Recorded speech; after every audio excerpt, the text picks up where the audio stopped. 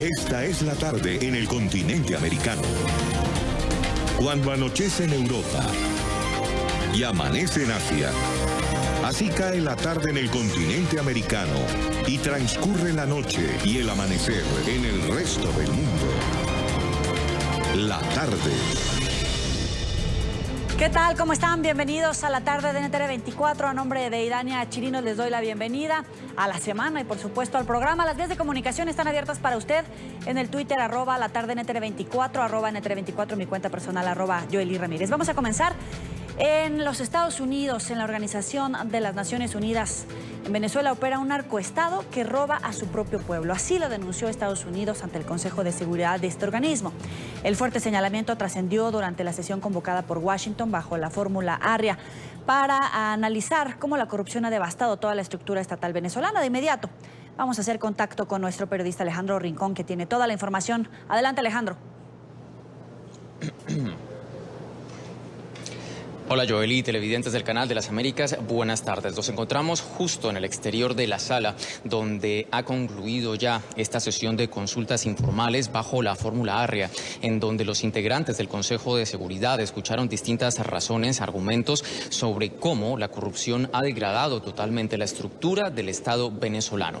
La importancia, de hecho, de esta sesión en donde las potencias del mundo realmente, el Consejo de Seguridad de la ONU, escuchan estos argumentos, surge justo porque la fórmula ARRIA realmente lo que permite es una apertura un poco más democrática del ente rector de Naciones Unidas para que integrantes de la sociedad civil, incluso los medios de comunicación, se puedan aproximar a este importante foro con el objetivo, en este caso particular, de contar cómo la corrupción realmente ha representado un verdadero problema para los venezolanos. Pues antes del inicio de esta sesión, NTN 24 habló directamente con el creador de esta fórmula, con el ex embajador de Venezuela ante Naciones Unidas, Diego Arria, quien hacía la siguiente reflexión, por una parte sobre la importancia de que Naciones Unidas escuche el caso de la corrupción en Venezuela y sobre todo el alcance mismo de este tipo de reunión.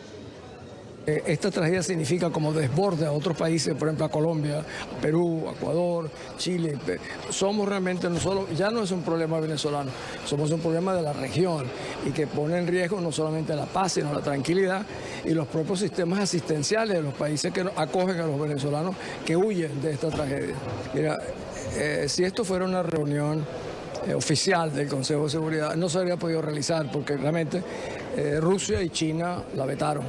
La fórmula ARRIA no puede ser vetada, por eso fue que el viernes pasado los países tuvieron que recurrir a una fórmula ARRIA para discutir el tema de Idlib en Siria, porque Rusia y China lo vetaban, una cosa tan horrible como lo que está pasando. Las Naciones Unidas no puede hacer mucho más de lo que hace, no va a haber sanciones por parte de las Naciones Unidas, no van a haber críticas severas del Consejo, pero el mundo observa. Es como ver NT24 todos los días sobre la crisis venezolana y el mundo se informa. Si se fijaron bien en esas declaraciones del ex embajador Arria, la clave de esta sesión surge precisamente en la posibilidad de dejar un antecedente muy claro, en este caso, sobre la corrupción y la forma como ha destruido toda la estructura del Estado venezolano. Justo uno de los argumentos más importantes que fue escuchado en esta sesión de consultas informales vino de parte de Mercedes de Freitas, de la organización Transparencia Venezuela, quien contó cómo en los distintos niveles de la vida en general en territorio venezolano se ven absolutamente afectados por la corrupción en el Estado venezolano y más allá cómo esta corrupción ya está teniendo un impacto más allá de las fronteras de territorio venezolano. Escuchen algunos de los argumentos que Mercedes de Freitas presentaba más temprano esta tarde. La corrupción y la impunidad está causando muertes en mi país, que reprime y que además ha causado una ola de migración de refugiados y de exilados. Yo pido en esta sala apoyo para todos los venezolanos que están huyendo de mi país, apoyo y protección. Más allá de este argumento, las palabras más incisivas que fueron entregadas durante la sesión vinieron de parte de quien la convocó, es decir, Estados Unidos. La embajadora de Washington ante Naciones Unidas, Nikki Haley, entregó una declaración en donde fue sumamente enfática y reiteró distintas denuncias que ya Estados Unidos ha presentado a la comunidad internacional, pero para sellar el caso alrededor de cómo la corrupción ha destruido toda la estructura estatal venezolana, ella denunció que Venezuela está liderado ahora mismo por una estructura que lo que hace es generar un narcoestado que está robando a su pueblo. Fíjense en algunas de esas palabras entregadas por la embajadora Nikki Haley. Aquellos que se han parado en el puente de Simón Bolívar que conecta a Venezuela y a Colombia, como yo misma lo he hecho, hemos visto la interminable desesperación de la gente huyendo de la pobreza y de la depresión en Venezuela. Ves a padres y madres cruzando hacia Colombia para vender sus últimas posesiones, para poder comprar comida y medicinas para sus familias. Ves a profesionales cuyos salarios se han reducido a nada por la inflación, cruzando a trabajar en empleos mínimos. Ves a completas familias cruzando los puentes para rogar al otro lado. Lo que más te impacta cuando ves a estas personas cruzando el puente es cuán innecesario es todo.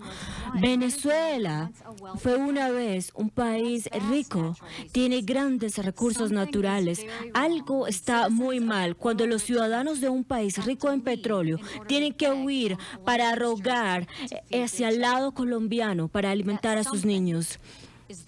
Ese algo es la corrupción del régimen de Maduro. Este es un hombre que ha hecho la crisis.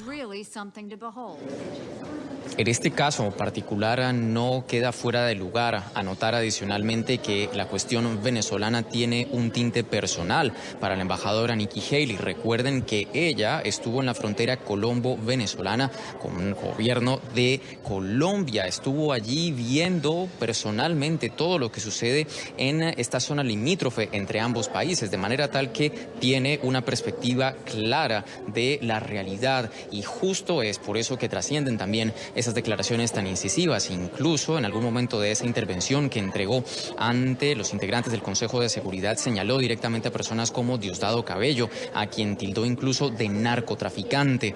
Un dato adicional sobre lo que ha trascendido durante la ONU a propósito de la corrupción en territorio venezolano, también lo decía esta mañana el secretario general Antonio Guterres, quien en particular hacía un llamado no solo a América o al continente americano, sino al mundo en general para que redoblara sus esfuerzos de lucha contra la corrupción. Es todo lo que tenemos para ustedes por ahora desde la sede general de Naciones Unidas. Continúen con más en la tarde. Gracias, muy buena tarde para ti. Para analizar este tema vamos a saludar a Carlos Sánchez Berzaín, director del Instituto Interamericano para la Democracia y politólogo. Gracias por estar con nosotros. Buena tarde.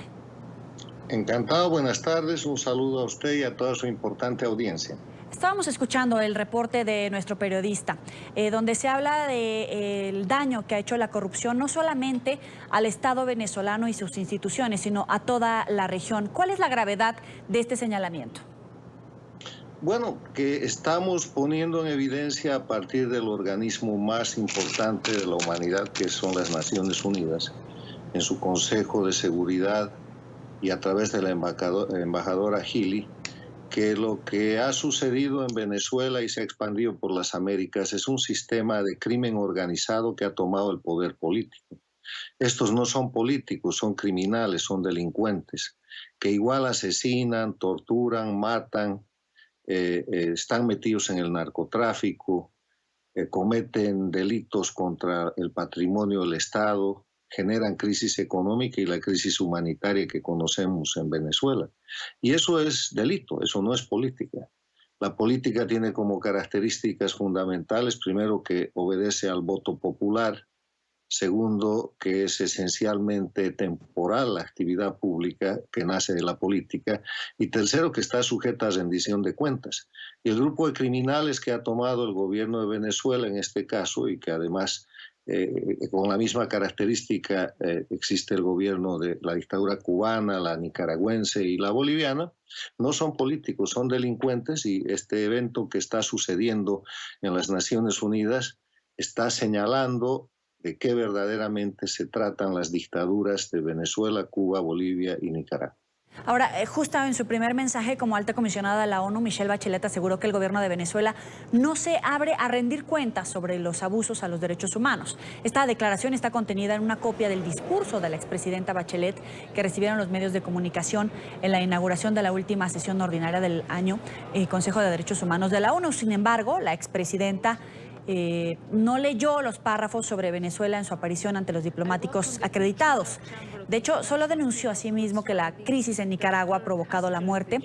Este es un dato importante, de alrededor de 400 personas, y alertó sobre el creciente número de nicaragüenses que huyen del país. Ahora, estos organismos internacionales, le quiero preguntar, ¿se han visto cortos porque no reaccionaron a tiempo ante todo lo que sucedía en Venezuela? En este momento ya estamos hablando de muertes por malnutrición, de crisis humanitaria, de muertes y desapariciones, de violaciones graves a los derechos humanos. ¿Se vieron corto este organismo cuando empezaba esta crisis en Venezuela o qué pasa? Ha habido gente que se ha quedado corta y otra que es cómplice. El tema es que los organismos internacionales han estado sometidos al dinero que repartió Chávez, con el cual controló, junto con la Cuba castrista, por ejemplo, la mayoría de los países de la Organización de Estados Americanos. Y durante 10 años, durante toda la gestión de Insulza, ese ha sido un organismo cómplice y manipulado por estas dictaduras. Con la llegada de Almagro, eso ha cambiado, y lo mismo está en las Naciones Unidas. Durante mucho tiempo ha habido una complicidad nacida de los arreglos políticos que se hacen al interior de los organismos internacionales, y en esa materia la expresidente Bachelet es una recientemente designada alta comisionada de los derechos humanos, pero bajo sospecha, porque la gente la ha señalado como que es posible que ella encubra a Venezuela, Cuba, Bolivia y Nicaragua en el tema de los derechos humanos por la afinidad política que ha tenido.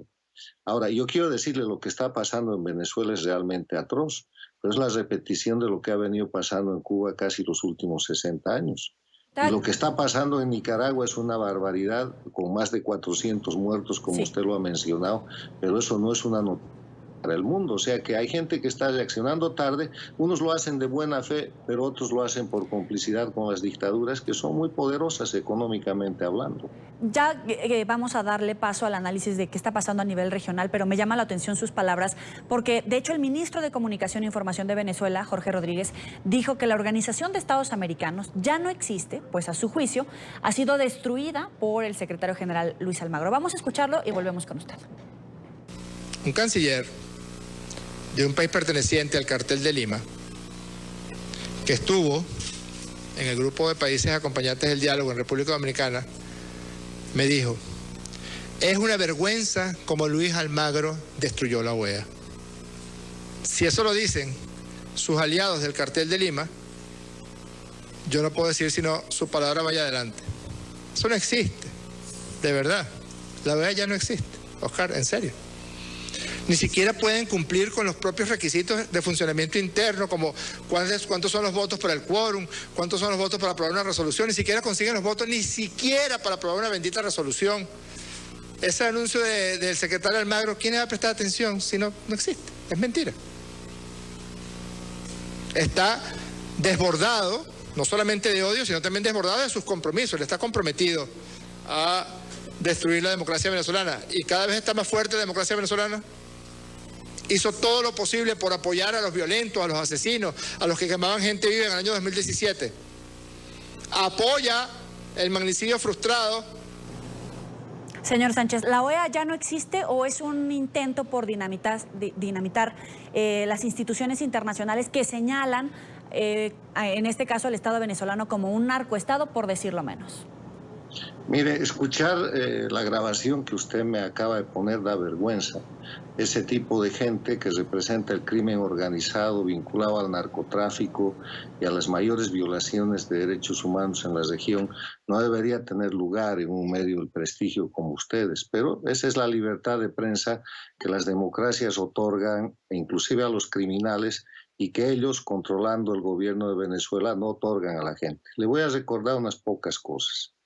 En Venezuela hay presos políticos, hay millones de exiliados políticos venezolanos, hay una crisis humanitaria que está presionando con cientos de miles de personas a los países vecinos y a los países del hemisferio. Está demostrado que ese es un gobierno hipercorrupto. Las cámaras de televisión de ustedes mismos han reflejado los crímenes que han cometido, las torturas y los presos, y que venga a decir eso es una verdadera falacia que pinta el cuerpo entero la naturaleza criminal de la persona que acaba de hablar y del régimen al que representa.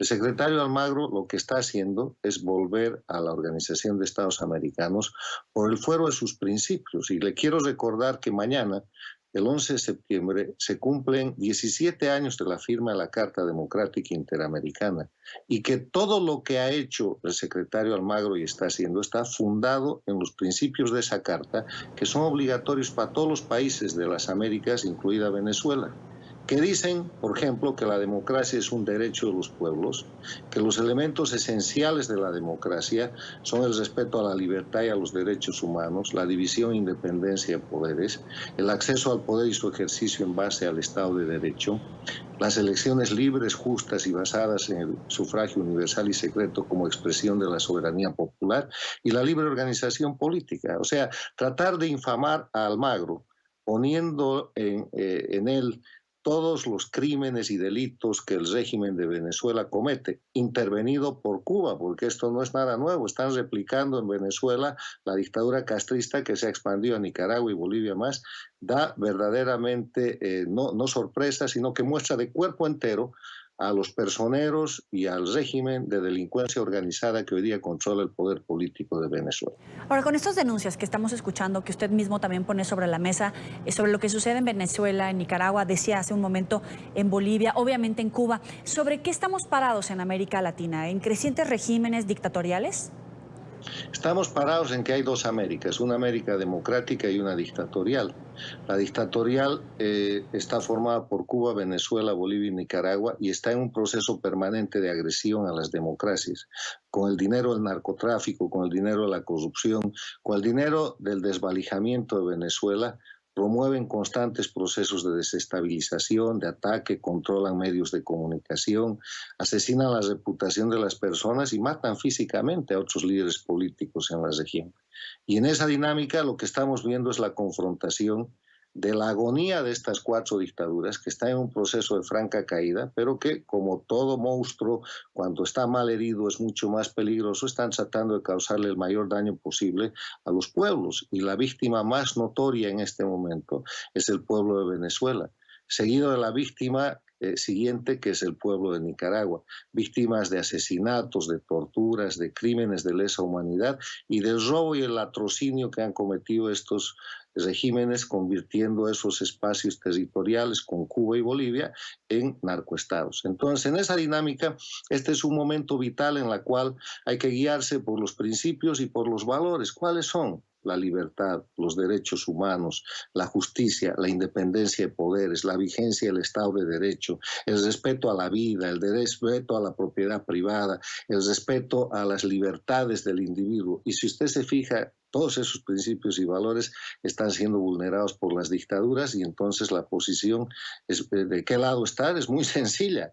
Hay que defender la libertad y la democracia y la restauración de la democracia en Cuba, Venezuela, Bolivia y Nicaragua, porque mientras tanto estos amenazan al resto de los países buscando expandir esa enfermedad que llaman socialismo del siglo XXI o simplemente castrochavismo, con la cual están oprimiendo y están masacrando a los pueblos hoy en día, como se puede ver en la televisión.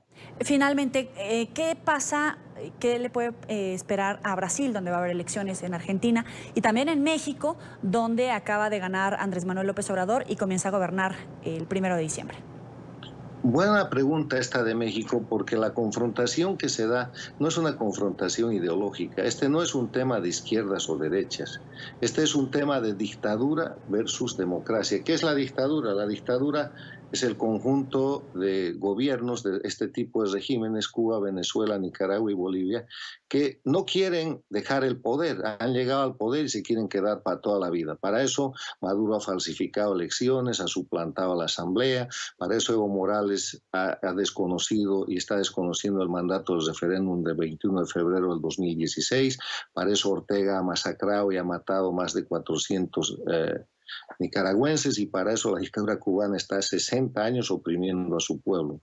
Entonces esto no es un tema de derechas e izquierdas, este es un tema de que se respeta la libertad, se respeta la temporalidad de un gobierno, se respeta el mandato popular para que hayan elecciones periódicas y los gobiernos cambien, se respeta el principio de rendición de cuentas de parte de los servidores públicos, porque estos corruptos se mantienen en el poder para ser prolongada e indefinidamente impunes. El problema de los Castro, de los Maduro, de los Morales, de los Ortega, es que si dejan el poder van a ir redondos a la cárcel por lo que han robado, por lo que han matado, por los crímenes que han cometido, por estar envueltos en el narcotráfico. Entonces, la confrontación que se libra en el Brasil, que se libra en México, que se libra en Argentina, en países que tienen democracia, porque tienen esos elementos que hemos mencionado, puede ser ideológica, pero en la región, dictadura versus democracia, esa no es una confrontación ideológica, porque estos regímenes dictatoriales están más cerca del fascismo que de la izquierda y son repudiados por la propia izquierda seria del hemisferio. Lo que acaba de pasar en el Brasil con el intento de asesinato y apuñalamiento de uno de los candidatos es una expresión de estos regímenes dictatoriales que quieren anular a sus opositores por la vía de la fuerza. Lo que está pasando en la Argentina es que el pueblo argentino está pagando la herencia de la corruptela de los Kirchner, miembros de este grupo del castrochavismo, del socialismo del siglo XXI, y lo que viene en México yo creo que va a ser, tengo la esperanza de un gobierno democrático que puede ser de izquierda, que puede ser progresista, pero que se va a ir a los 6 años de cumplido el mandato de López Obrador y que va a respetar la institucionalidad mexicana, porque en eso consiste la democracia. Le agradezco a Carlos Sánchez Berzaín, director del Instituto Interamericano para la Democracia y politólogo. Gracias por estar con nosotros. Encantado. Hasta luego. Cuando son las 11:21 en París, revisamos la agenda informativa del día. En noticia Francia, la Fiscalía informó este lunes que no considera que el ataque con cuchillo protagonizado anoche en el norte de París fuera una acción terrorista. Un hombre de origen afgano hirió a 7 personas, 4 de ellas de gravedad, en un complejo de cines. Más temprano, nuestra periodista Diana Jayón realizó el siguiente informe. Un nuevo ataque se ha registrado en Francia. Nuevamente, un hombre de 30 años de edad de origen afgano atacó a 7 personas. 4 de ellas se encuentran aún en estado grave en diferentes centros hospitalarios. La policía pudo arrestar a este hombre, que se suma a los varios ataques que se han registrado de este tipo en la capital francesa.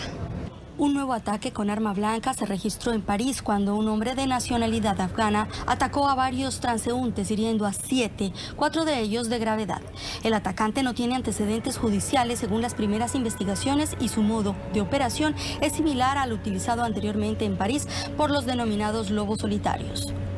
El modus operandi aún no está del todo claro. Sabemos que atacó a 2 turistas británicos que resultaron heridos de gravedad.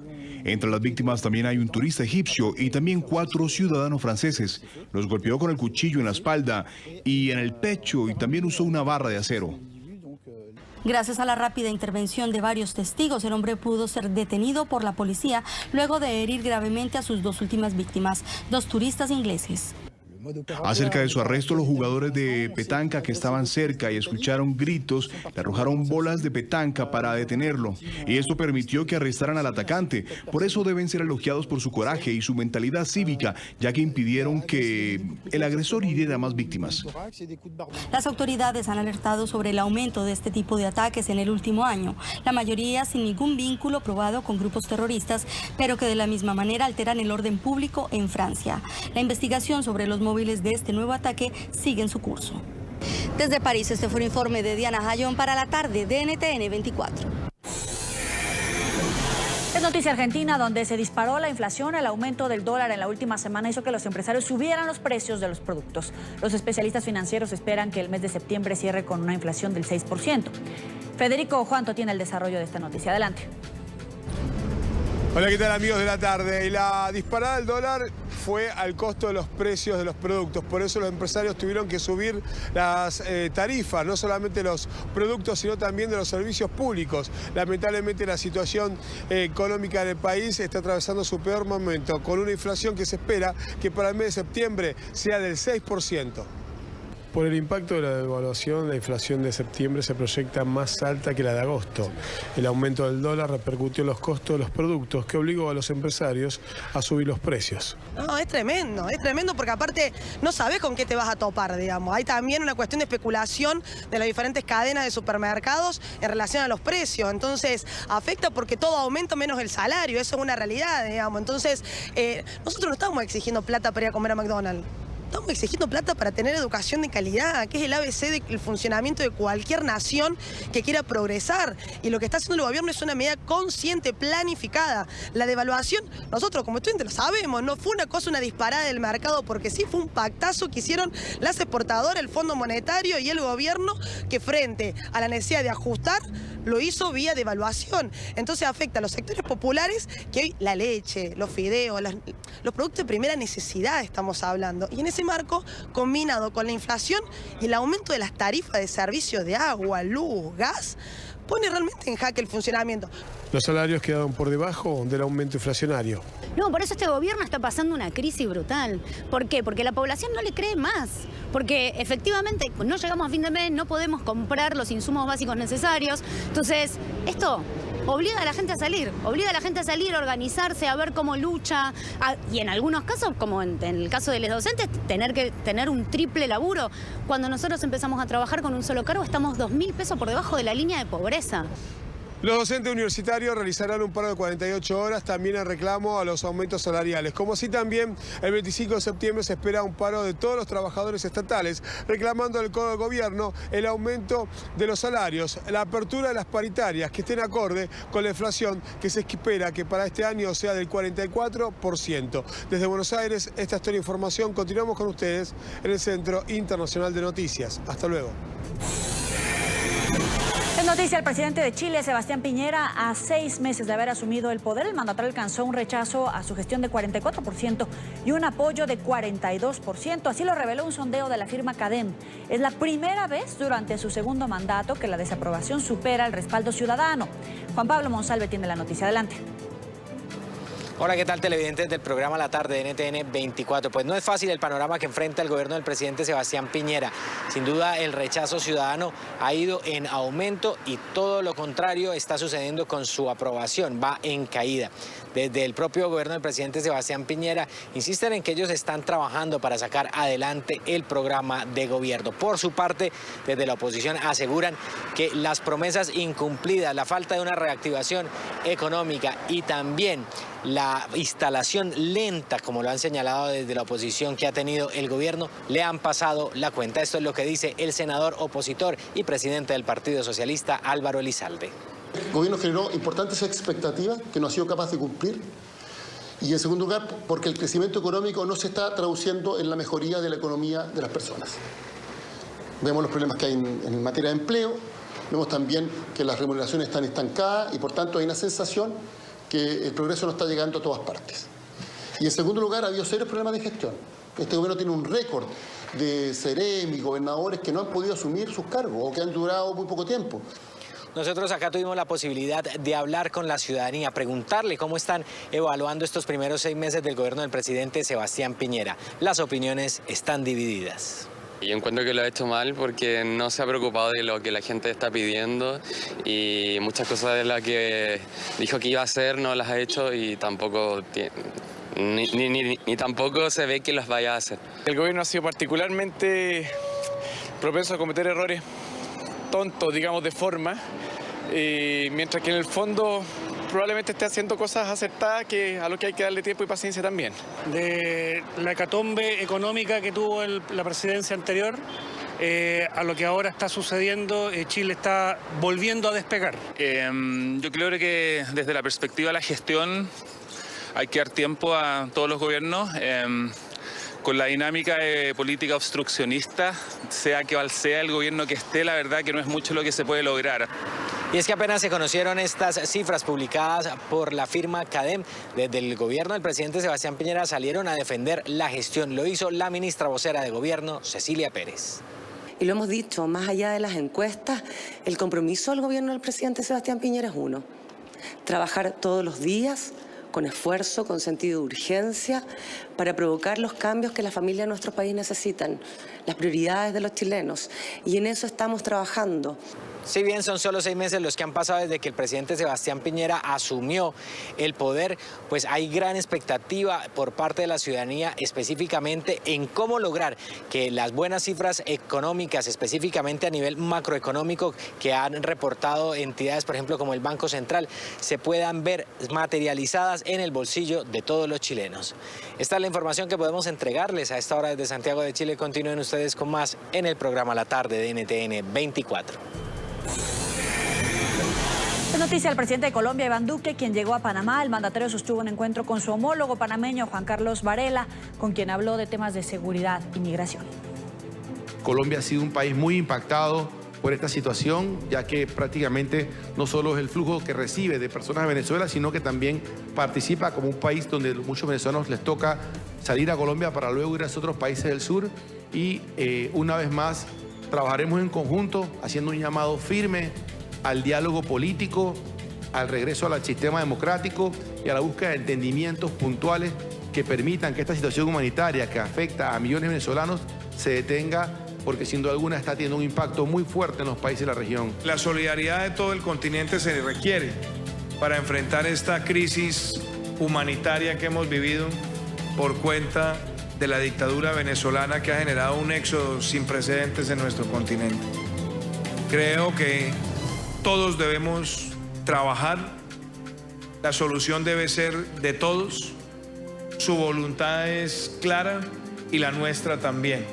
Nosotros vamos siempre a preservar el principio de la fraternidad con los hermanos venezolanos, pero hoy más que nunca se necesita que los ojos del mundo se abran y prendan las alertas sobre una crisis migratoria que ha sido detonada por una dictadura del SNAP. Vamos a hacer la primera pausa aquí en la tarde. Recuerden, hay expectativa en la Unión Americana. Esta medianoche se pone a la venta el libro del prestigioso periodista Bob Woodward, Miedo, Trump en la Casa Blanca. El ejemplar ya está en las librerías, pero aún no se puede comprar. Los puntos de venta esperan que se agote en horas. Gustavo Alegret tiene la información. Adelante.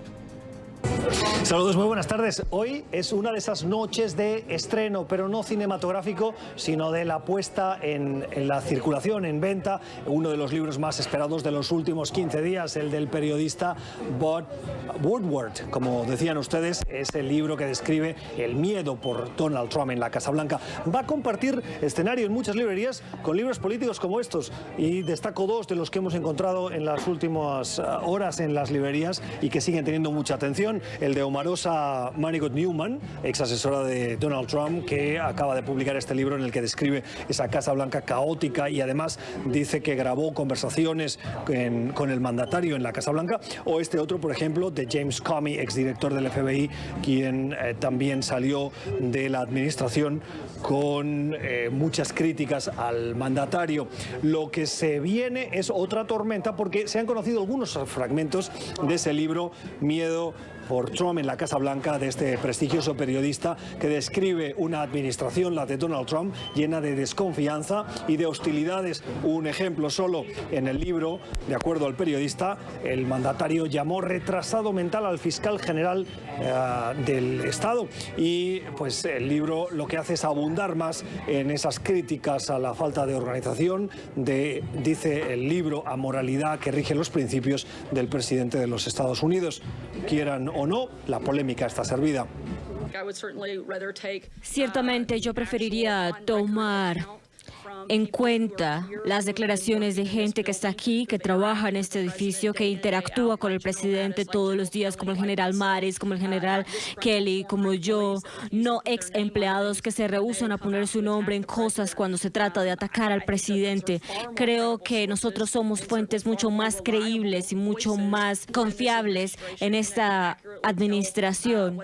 Bob Woodward es alguien que es muy respetado, de muy buena reputación, y que pues mi experiencia durante la administración de Obama es, no siempre nos gustó lo que él escribía, pero siempre supimos que era justo y que había hecho sus investigaciones de una forma concreta, ¿no? Entonces, pues imagino que el objetivo de Woodward es vender libros, pero creo que es bastante importante antes de las elecciones de noviembre para que la gente los inste que lean el libro y lleguen a sus propias conclusiones sobre por quién quieren votar.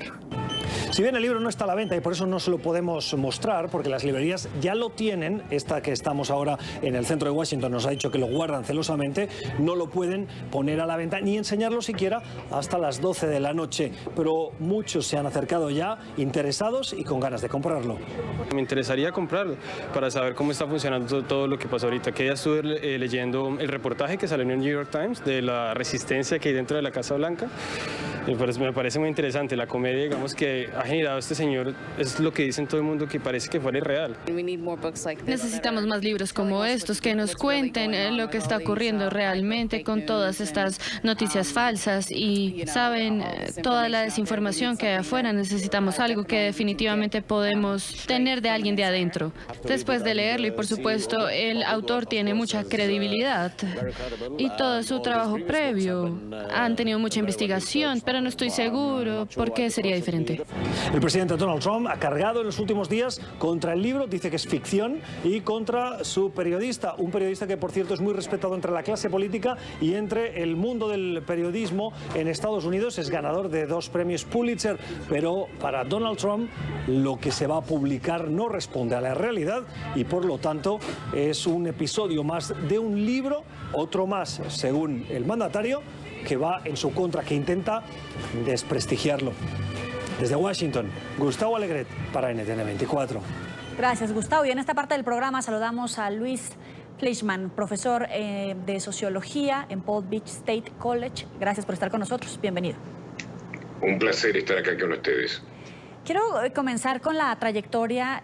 Ya muchos de los invitados que tenía Gustavo Alegret hablan sobre la trayectoria de Bob Woodward.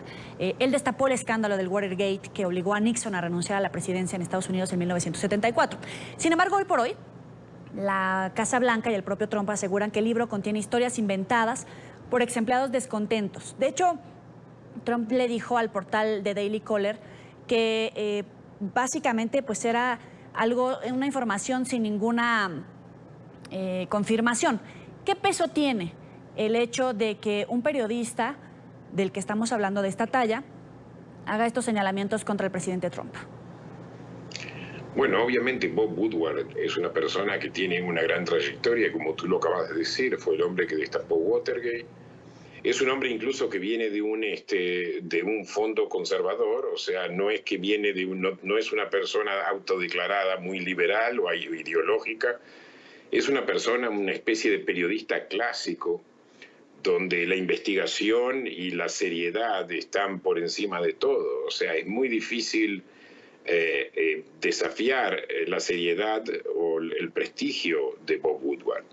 Eso no quiere decir de que el prestigio de Bob Woodward pueda aplastar, por así decir, a la popularidad que tiene Donald Trump en la base. O sea, todavía hay mucha gente entre los votantes de Donald Trump y los que apoyan a Donald Trump que van a justificar a Donald Trump no importa lo que haga.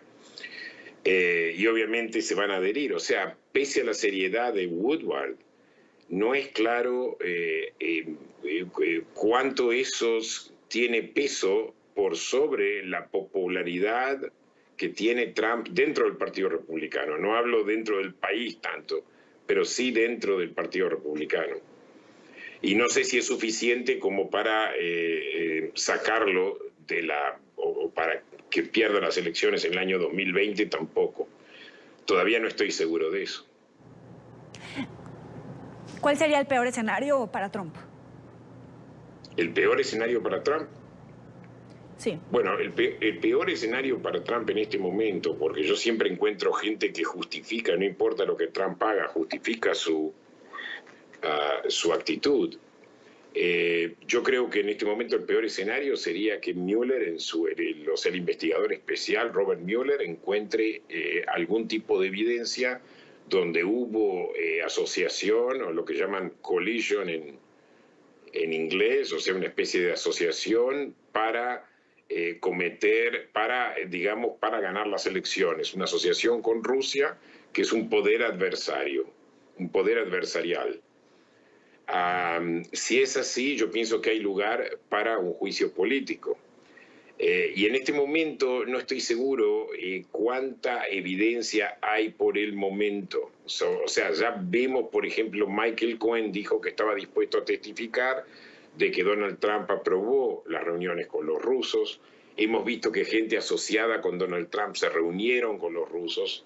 El domingo, George Papadopoulos, quien fue condenado a 14 días de prisión por haber mentido al FBI, confirmó de que él habló de sus contactos con los rusos y se lo ofrece a la campaña de Trump, y muchos de la campaña de Trump mostraron cierto entusiasmo, incluyendo a Jeff Sessions.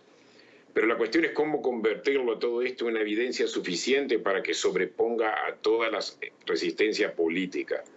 O sea, hubo un momento que a Richard Nixon los mismos republicanos ya no lo pudieron apoyar más, porque era clara la evidencia de que había violado las leyes. En este caso, yo pienso que hay mucho más resistencia política en favor de Donald Trump, y creo que tiene que tener un caso muy, muy serio donde ya no se pueda realmente negar la evidencia. Y me da la impresión de que todavía estamos lejos de ese caso. O sea que la batalla va a ser en la corte de opinión pública y en la corte del voto público. Y hay mucha gente que estas cosas por las cuales está acusado Donald Trump no le importa tanto. O sea, ellos se identifican con el populismo de Trump, sean aquellos que perdieron sus trabajos en el proceso de deindustrialización y que piensan recuperarlo, sea aquellos que tienen como una reacción cultural en favor de Trump en contra de la izquierda y lo que llama lo políticamente correcto. Y a toda esa gente ven a Trump como una especie de héroe. Como te dije ya anteriormente, no estoy seguro de que sea lo suficiente para que él pierda las próximas elecciones presidenciales en el año 2020. Ya. Ahora, más allá del costo político que ha hecho este análisis, el propio Bob Woodward dice que el Poder Ejecutivo en Estados Unidos sufre un colapso nervioso que nunca había visto un presidente tan alejado de la realidad como Trump. Y yo se lo pongo en estos términos. Más allá del costo político y con la cantidad de libros que recopilan la manera en la que actúa el presidente, ¿Donald Trump puede llegar a ser una cuestión de seguridad nacional para los Estados Unidos? Bueno, vamos a ponerlo así. Aquí no se trata de políticas malas o de políticas buenas. O sea, es obvio que no ha habido ningún presidente en la historia de los Estados Unidos o ningún líder en el mundo que no haya cometido errores de política, cuyas políticas o parte de sus políticas no hayan sido erróneas o fracasadas. Pero ese no es el punto. El punto es el procedimiento por el cual las decisiones se toman. Y lo que Woodward está describiendo, y lo que el columnista que pertenece a la administración de Trump está tratando de decir en la columna que él publicó días atrás, es que el procedimiento por el cual se toman las decisiones son totalmente impulsivos, son totalmente irresponsables, son totalmente irracionales, y en ese sentido sí hay una amenaza a la seguridad nacional, porque una mala decisión puede costar la seguridad del país. Puede costar incluso los objetivos de política exterior de los Estados Unidos y la imagen de los Estados Unidos. De hecho, incluso si vemos un poquito de lo que está pasando en América Latina, con todos los países que en este momento están reconociendo la política de China, de lo que llama la política de una China, que en realidad, digamos, degrada el estatus de Taiwán, esto va en contra de la política norteamericana. Y yo pienso que parte es porque este tipo de imagen es percibida en todos lados del mundo y está afectando el estatus de Estados Unidos en el mundo. Y obviamente una decisión tomada sin pensar o impulsiva puede ser un problema de seguridad nacional para siempre. Agarremos el caso, por ejemplo, del acuerdo con Irán. Estoy totalmente de acuerdo que el acuerdo con Irán fue desastrosamente mal manejado por la administración Obama y no fue un buen acuerdo. Bueno, Trump lo eliminó, pero a la vez no está claro cuáles son las propuestas alternativas y qué es lo que, al eliminar el acuerdo con Irán, qué es lo que se propone. Y lo mismo con Corea del Norte. Todo muy teatral y Trump salió elogiando al autócrata que lidera Corea del Norte, a Kim Jong. Pero a la vez no estamos viendo progreso y no estamos seguros, para nada, lejos de estar seguros, de que Corea del Norte elimine o reduzca su potencial nuclear. O sea, estamos hablando simplemente de las decisiones de una persona sobre temas que desconoce. Y es ahí donde la gente que conoce el tema y lo puede asesorar bien, él simplemente los está ignorando. Y sí, eso es un tema de seguridad nacional. Le agradezco a Luis Fleischman, profesor de Sociología en Palm Beach State College. Gracias por estar con nosotros aquí en la tarde de NTN 24. Un placer. Hasta luego. Por otra parte, avanzamos. El huracán Florence sigue fortaleciéndose en el Atlántico en su ruta hacia el sureste de la Unión Americana. Carolina del Norte y del Sur, además de Virginia, declararon el estado de emergencia por el fenómeno que ya es de categoría 4, con vientos sostenidos de 209 kilómetros por hora. Este fenómeno ya ha generado fuerte oleaje en zonas de la Florida, donde una persona murió ahogada. El pronóstico sitúa a Carolina del Norte directamente en la mira del huracán Florence y la tormenta se está volviendo cada vez más fuerte. Cuando los meteorólogos nos dicen que amenaza la vida, sabemos que es grave. Carolina del Norte enfrenta 3 amenazas aquí. Primero, la subida de los niveles del océano a lo largo de nuestra costa. Luego, los fuertes vientos que pueden ser más altos que los otros huracanes que hemos experimentado recientemente. Y, por supuesto, las inundaciones en el interior por las fuertes lluvias. Vamos a saludar a nuestra periodista Emiliana Molina, que tiene más información. Adelante. Joely, ¿qué tal? Muy buenas tardes. Hasta ahora, al menos 1 millón de personas se verán forzadas a evacuar de 8 condados de Carolina del Sur. Por su parte, estas estarán forzadas a evacuar para el martes a mediodía. Oficinas estatales y escuelas también se verán obligadas a cerrar en al menos 26 condados de Carolina del Sur hasta el momento. Incluso estos colegios se convertirán en refugio para aquellas personas que no tienen dónde hospedarse durante la trayectoria de este huracán. Y es que según el Centro Nacional de Huracanes, este ya se ha convertido en categoría 4 y se aproxima con vientos de hasta 195 kilómetros por hora. Por ahora, Carolina del Sur, Carolina del Norte y Virginia ya han declarado estado de emergencia. Las autoridades instan a las personas a tomar todas las precauciones necesarias para protegerse. Las tormentas en el Atlántico son muy peligrosas. Alentamos a cualquier persona en el camino de estas tormentas a prepararse y a prestar atención a las advertencias de los funcionarios estatales y locales. El gobierno federal está supervisando de cerca y listo para ayudar. Estamos con ustedes. En lo que va de esta temporada de huracanes se han visto al menos 9 tormentas tropicales, de las cuales 5 se han convertido en huracanes. Y detrás de Florence vienen Helene e Isaac, que se aproximan por el Atlántico. Estamos en directo desde Washington. Emiliana Molina, regreso al Centro Internacional de Noticias. Joely. Gracias, buena tarde. Vamos a revisar dónde se encuentra en este momento el huracán Florence a esta hora. Está a 935 kilómetros al sureste de las Bermudas, a 2.000 kilómetros al sureste del Cabo de Fear, en Carolina del Norte, según el más reciente reporte del Centro Nacional de Huracanes en Estados Unidos.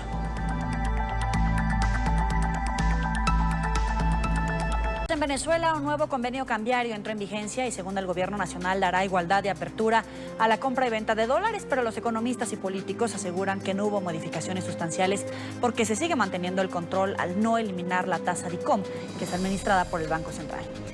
Luis Laya tiene el informe.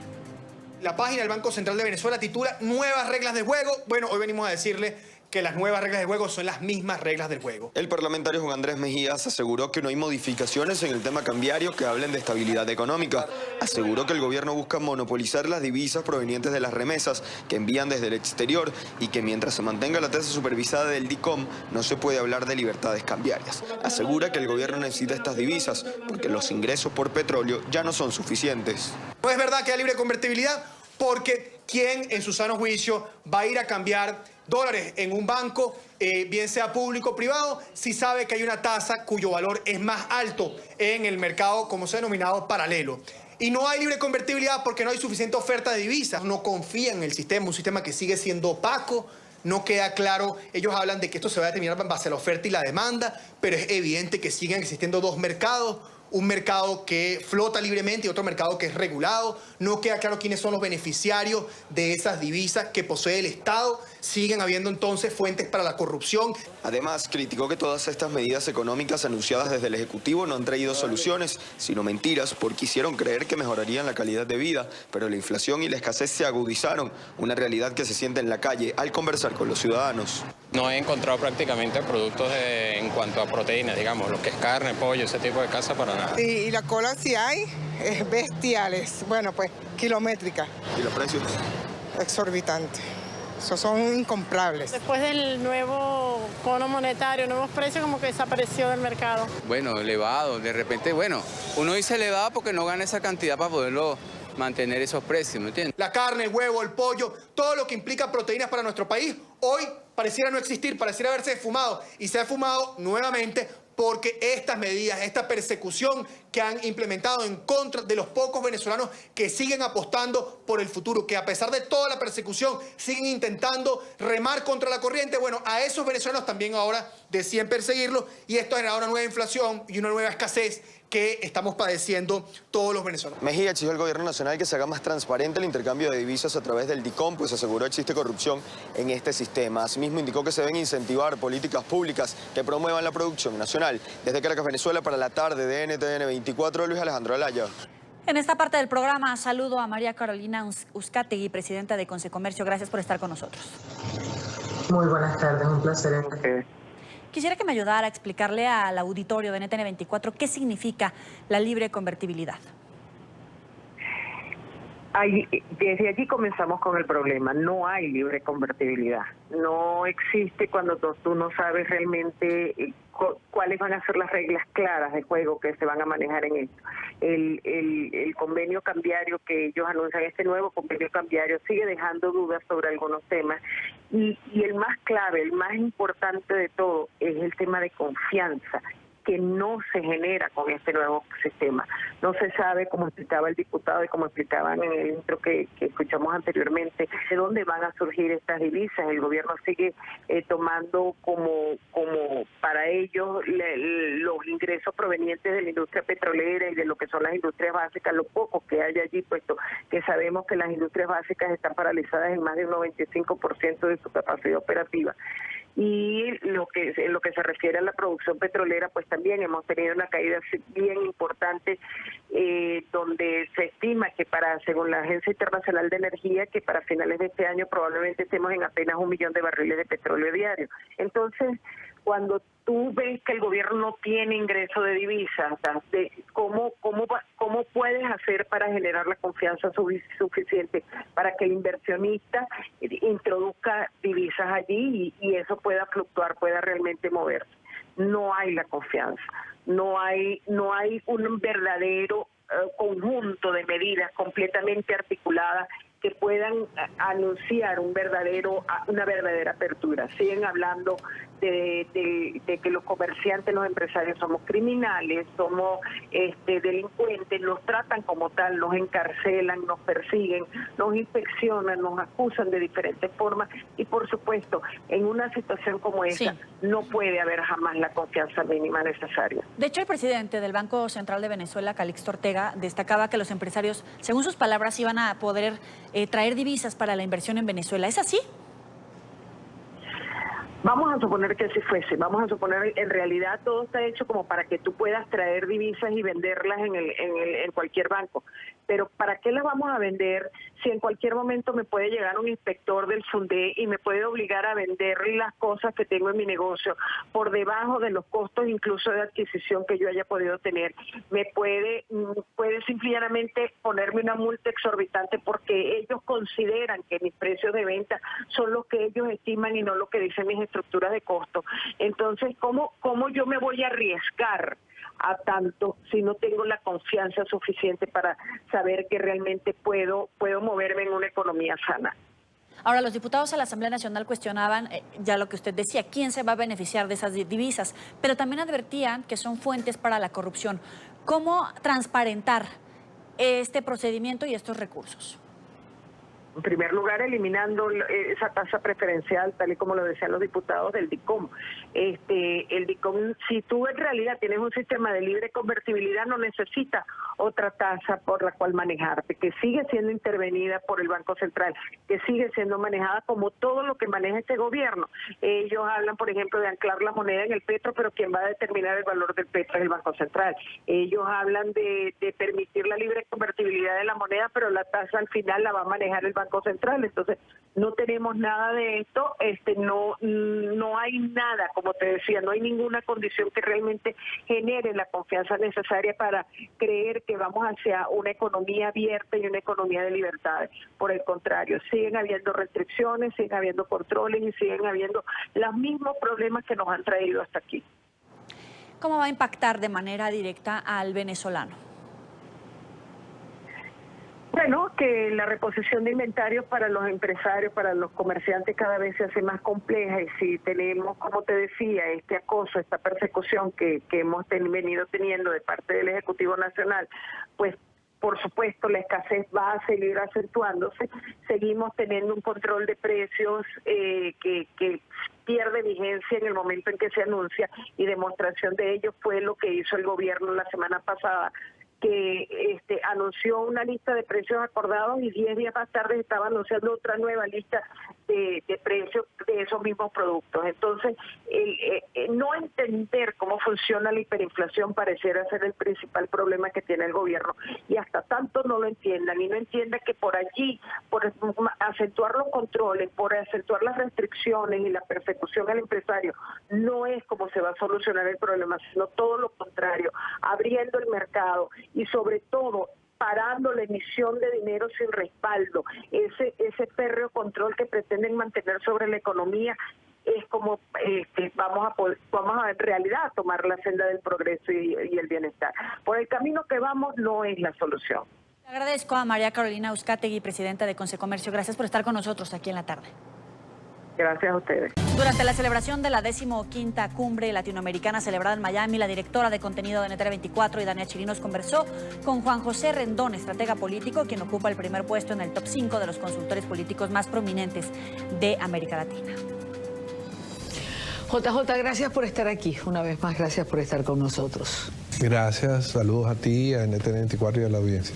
Te escuché en la presentación, cuando hablabas, referirte a la oposición venezolana, y llegaste a decir que la oposición tenía que entender que su tiempo había pasado, que había caducado el espacio para ellos. ¿Cómo así? Yo lo que quiero expresar cuando digo eso es que nosotros necesitamos, el líder debería hacer un plan.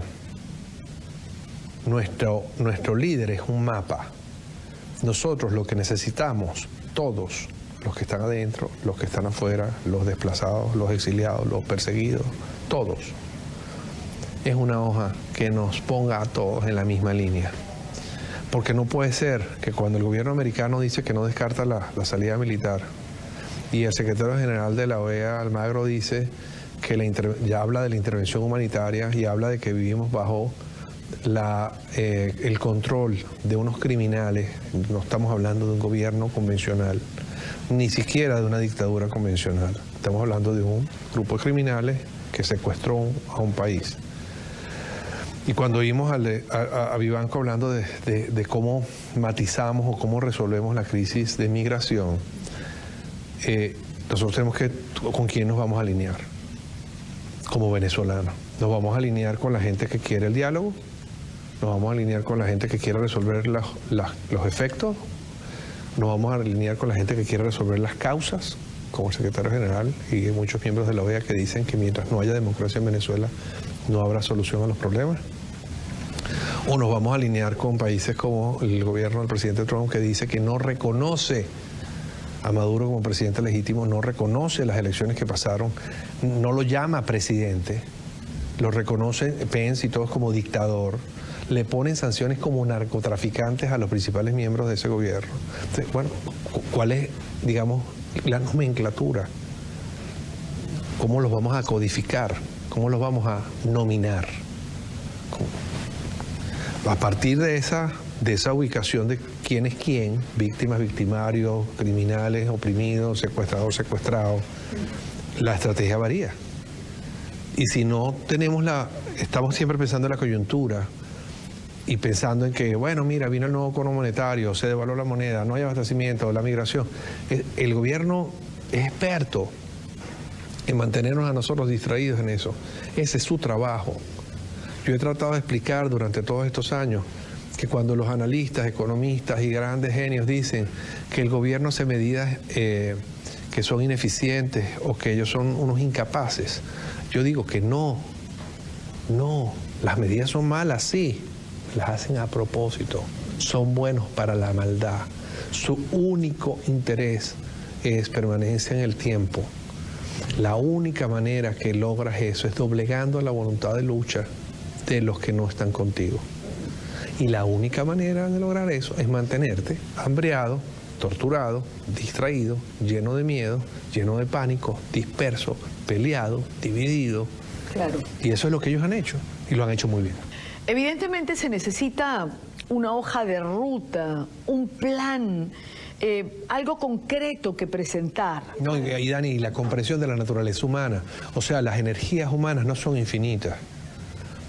Todo tiene un límite. Entonces pensar que los estudiantes, la resistencia, la gente que se ha inmolado en las calles, que ha puesto muertos, prisión, tortura, órdenes de captura, que han tenido que salir las familias todas divididas para todos lados, sin dinero, mucha gente ha caído hasta en la prostitución, la trata de blancas y cosas para poder sobrevivir.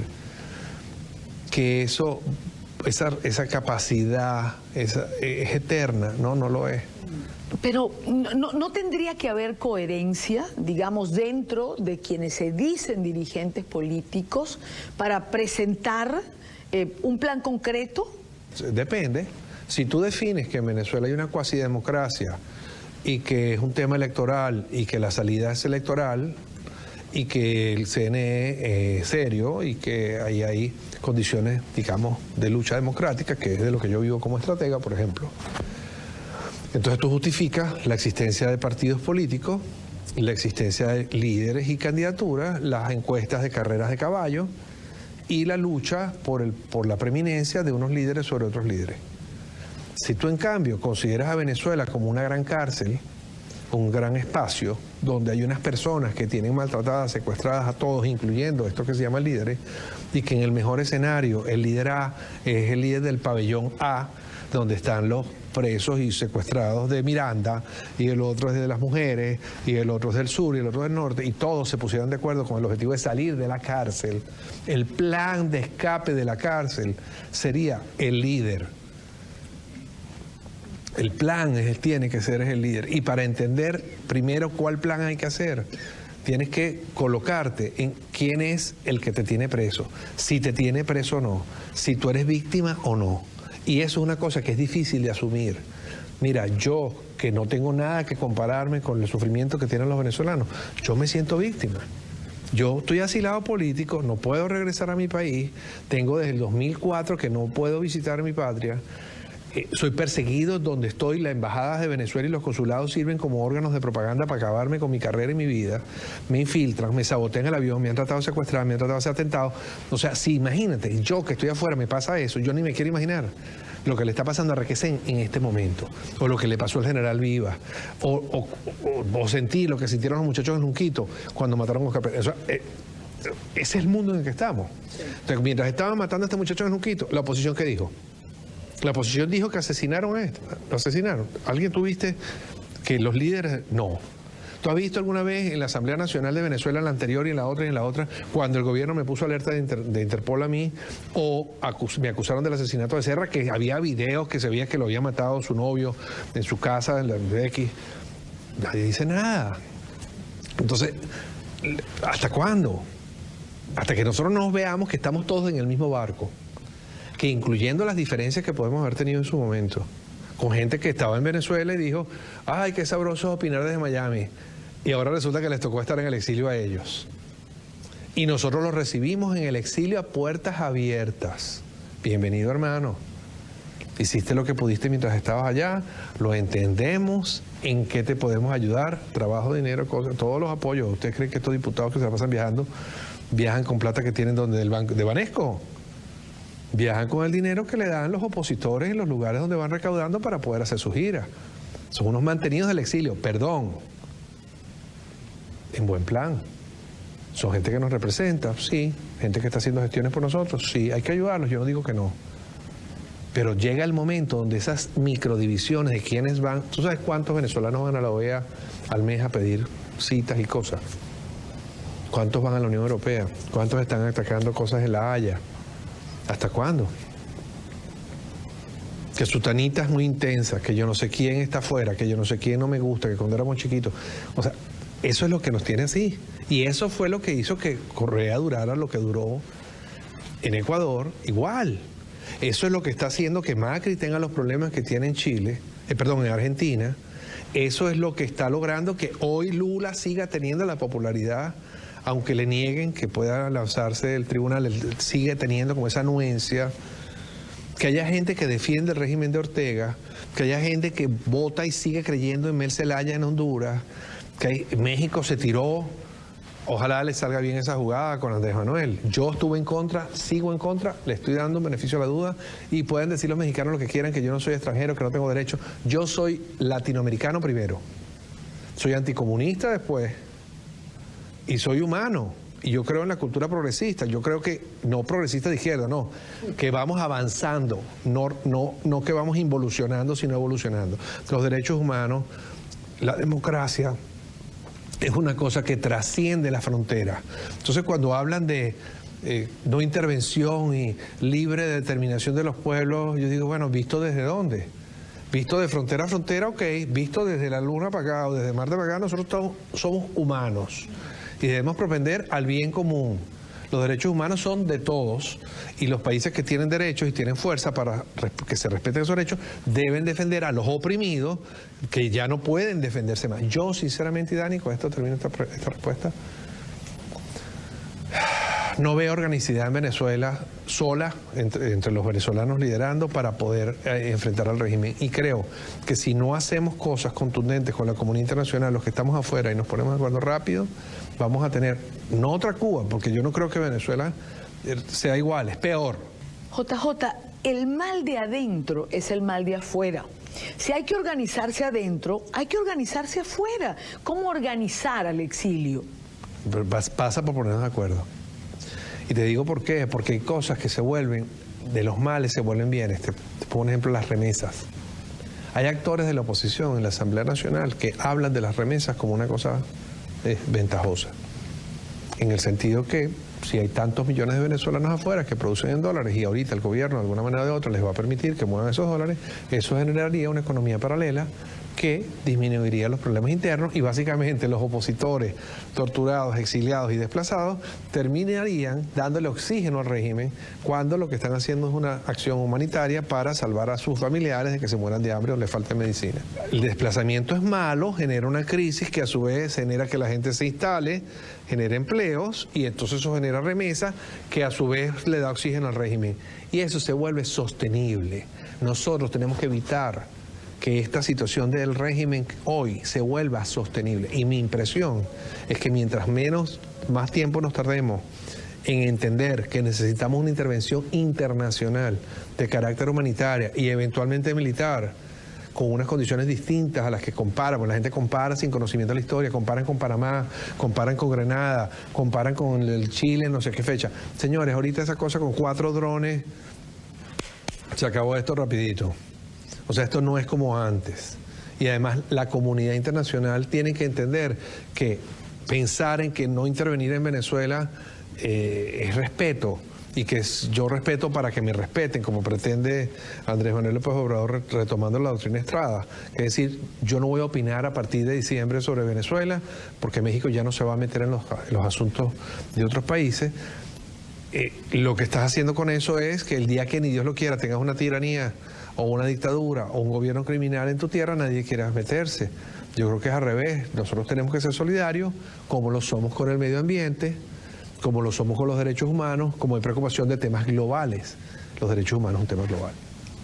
El éxodo venezolano, JJ, puede obligar a la comunidad internacional a tomar acciones concretas, es decir, la dimensión del éxodo de este momento puede ser un factor determinante. Podría, pero no es una cosa, digamos, suficiente, necesaria ni causa directa. Fíjate, por ejemplo, yo te invito, Idania, a que veas las fotos de la Florida en los años 60, 70, 80 y ves cómo se desarrolló esto. Y a que salgas a la calle y busques las autoridades y quiénes son. Marco Rubio es descendiente cubano. Todos los comisionados de Miami-Dade son de descendencia cubana. El alcalde de Miami-Dade, la mayoría de los alcaldes, la mayoría de los funcionarios públicos, los empresarios de la construcción del real estate son de ascendencia, muchos de ellos cubanas, los grandes vendedores, o sea, las cadenas, las azucareras, las haciendas, o sea, al final lo que estoy tratando de decirte es que si no lo frenamos ahora, todo se acomoda. Y ese exilio, cuando Mariel, cuando todo lo que pasó con todas las embarcaciones cubanas y la gente que se la comía los tiburones y se murieron y la gente dijo ahora sí van a voltear a ver a Cuba, pues no pasó nada. Aquí se hizo una ley, como las que harán en estos países, pies secos, pies mojados. Se absorbieron a todos estos cubanos los Estados Unidos en un acto humanitario nunca visto, porque además se tomaron el sur de la Florida, para bien, gracias a Dios, cualquiera que venga a ver el desarrollo y la gran influencia positiva que han tenido los cubanos en la Florida y cómo han logrado transformar de lo que era lo que es, que era un pantano. Eso va a pasar con los venezolanos. ¿O tú crees que lo que te decía de los que se fueron de PDVSA, es que estamos volteándonos a la migración porque vino la migración pobre, que es la migración que sacas tú en tu micro de carretera? Ah, pero ¿por qué no se dieron cuenta cuando salieron los 20.000 de PDVSA?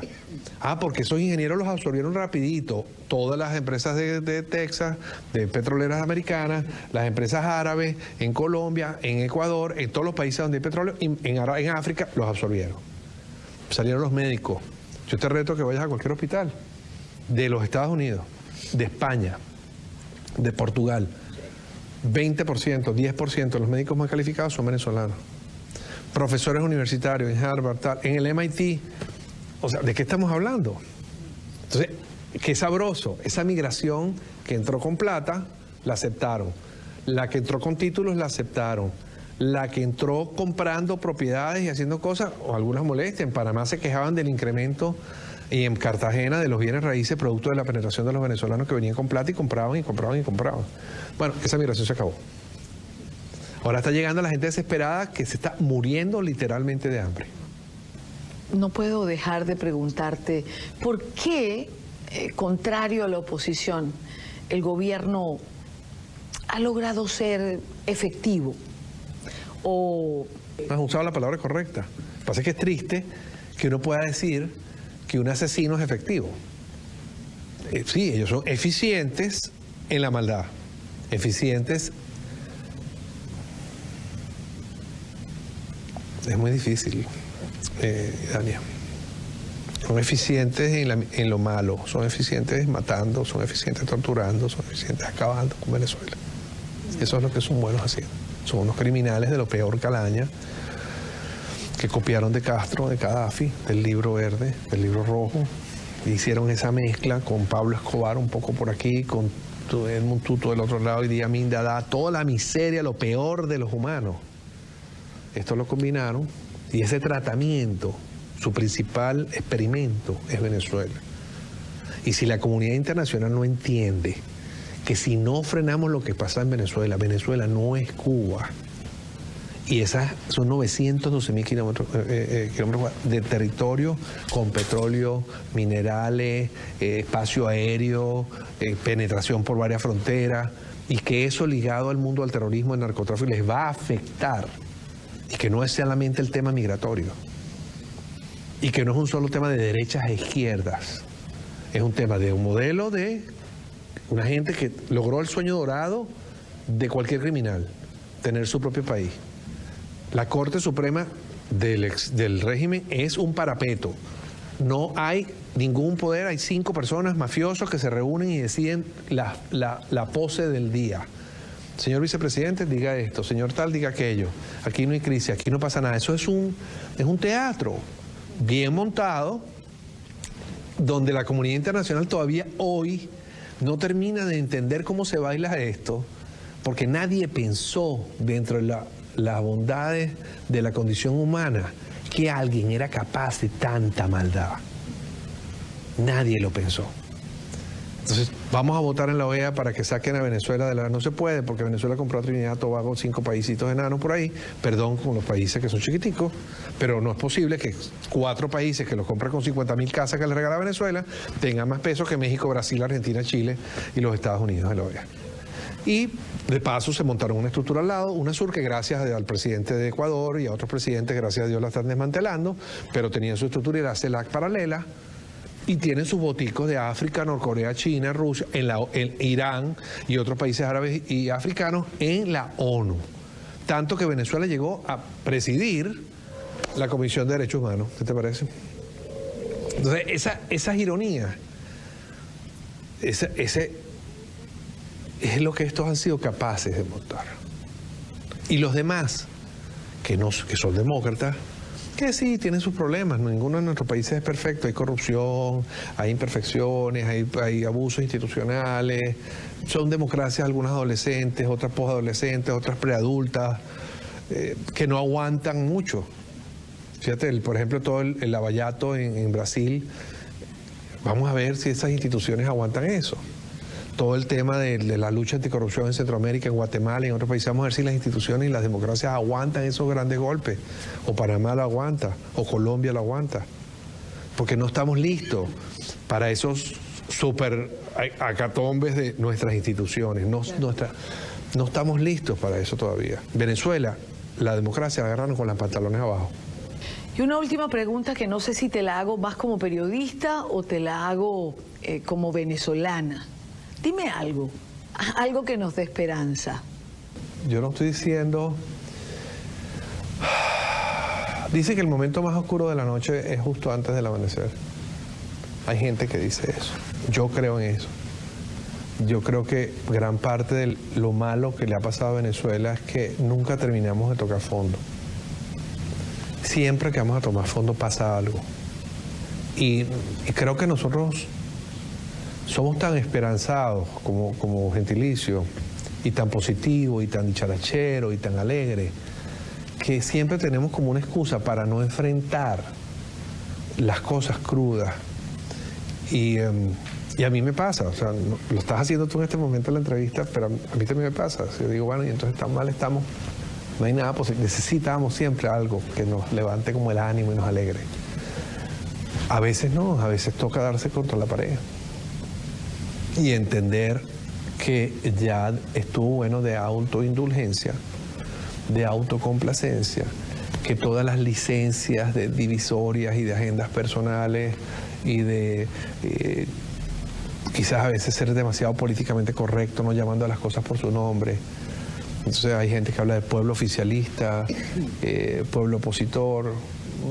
No hay pueblo oficialista. Hay unos enchufados arriba, ladrones, criminales, corruptos y otra gente que se beneficia de eso, que son una minoría.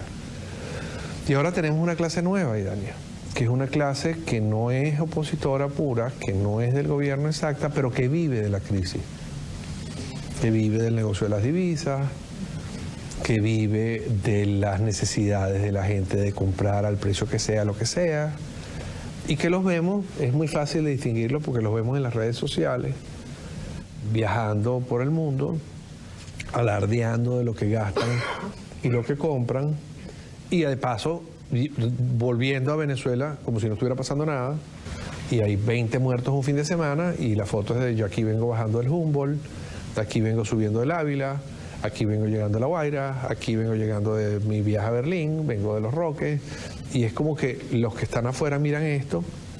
Y yo no estoy diciendo que la gente no tiene derecho a pasársela bien o a relajarse. Estoy diciendo que el que está afuera mira y dice, no entiendo. Estos 2 millones de venezolanos están saliendo por las carreteras a pie, muriéndose de hambre, sin zapatos, y estos otros están aquí diciendo que mira el sushi que me comí hoy. Entonces, hasta ese nivel de conciencia tenemos que llegar hoy.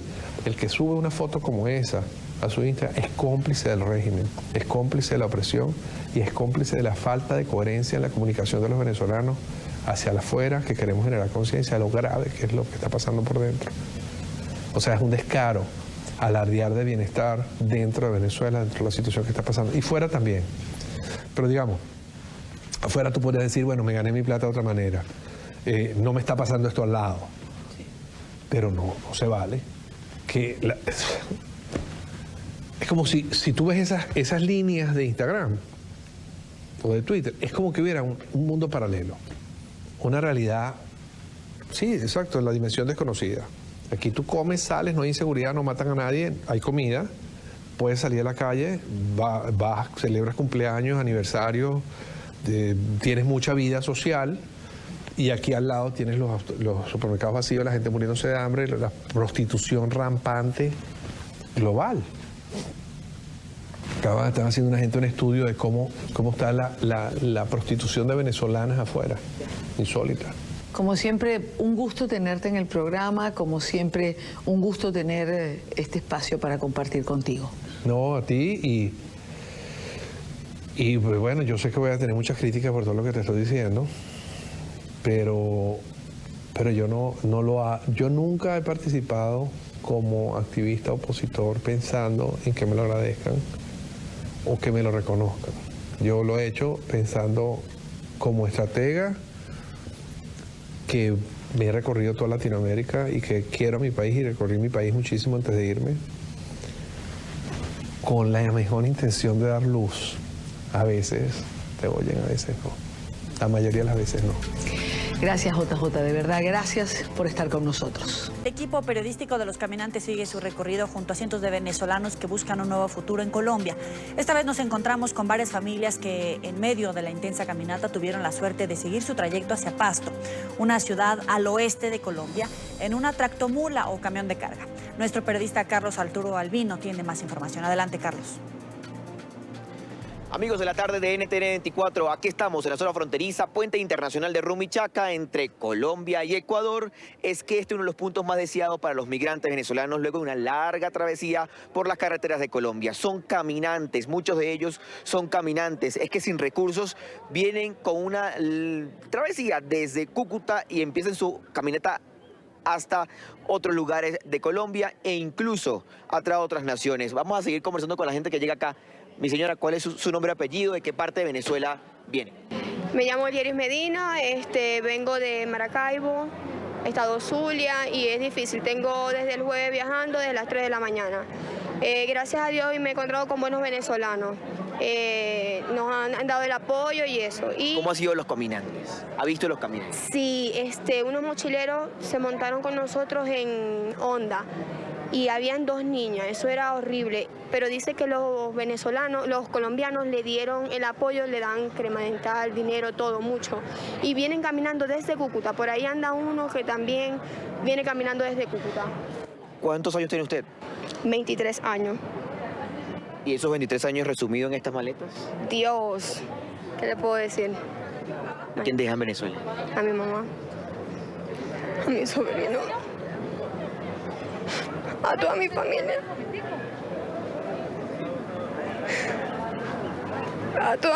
a mi mamá. ¿Es muy difícil? Hay mucha precariedad, no es fácil la situación que está pasando en Venezuela. Y he luchado para venir para acá y no es fácil, no es fácil. ¿Con cuánto dinero cuenta usted? Bueno, ahorita $100 que tengo. Y bueno, que hemos estado acá hasta Perú, imagínense. Pero tengo los amigos que nos han prestado el apoyo. Hicimos un grupo de 10 personas desde el Valle.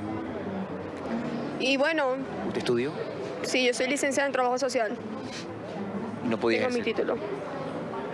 Difícil, es muy difícil ejercer. O sea, el sueldo que dan allá en Venezuela no te alcanza para nada. O sea, o coméis, o compráis la ropa, o no tenéis ropa, o nada.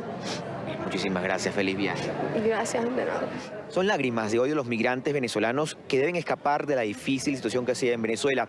Pero NTN 24 ha acompañado a los caminantes, a los que no tienen recursos para pagar un tiquete en avión, un bus, y deben abordar camiones, mulas con niños, mujeres y familias completas para poder llegar a un futuro mejor. Por la pobreza que hay allá, la comida muy cara, todo. Estamos muriendo de hambre en Venezuela y tenemos que buscar para nuestros hijos. ¿Y a quién dejó en Venezuela? Toda mi familia. Decidimos acompañar a los caminantes venezolanos en ese camión que se detuvo en la vía panamericana dirección Pasto para acercarlos un poco más a su destino, Ipiales, zona fronteriza entre Colombia y Ecuador. Vemos un grupo venezolano, ¿verdad?, que hemos dormido hasta en la calle, pasando hambre. Yunavi viaja con varias amigas, sin dinero, escapando del hambre en Venezuela. Perdón, no alcanza para nada, no hay comida, yo dejé una nieta ya también que tiene 4 años también.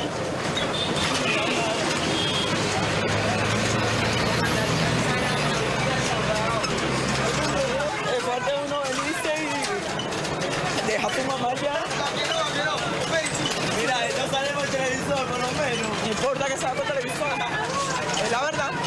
En el mismo camión viaja Guillermo, era panadero en Venezuela. Hay momentos que uno llora, la tristeza de ver a tu familia que está lejos, tus hijos, los hermanos tuyos, todo el mundo, entonces tú te agobia aquello y no te provoca comer porque ellos allá no comen y tú aquí estás comiendo en Colombia. Luego de 6 horas a bordo del camión, llega hasta aquí el Aventón. Están a 1 hora de Ipiales, su meta. Esperan que amanezca para emprender su caminata hasta la frontera, para llegar a Ecuador y reiniciar sus vidas. Así llegamos al final de la tarde. Gracias por habernos acompañado. Por supuesto, los invitamos a que sigan en contacto con nosotros a través de las cuentas que aparecen en su pantalla de La Tarde y de NTN 24, así como la personal Yoeli Ramírez. Gracias por estar con nosotros. Pásela muy bien.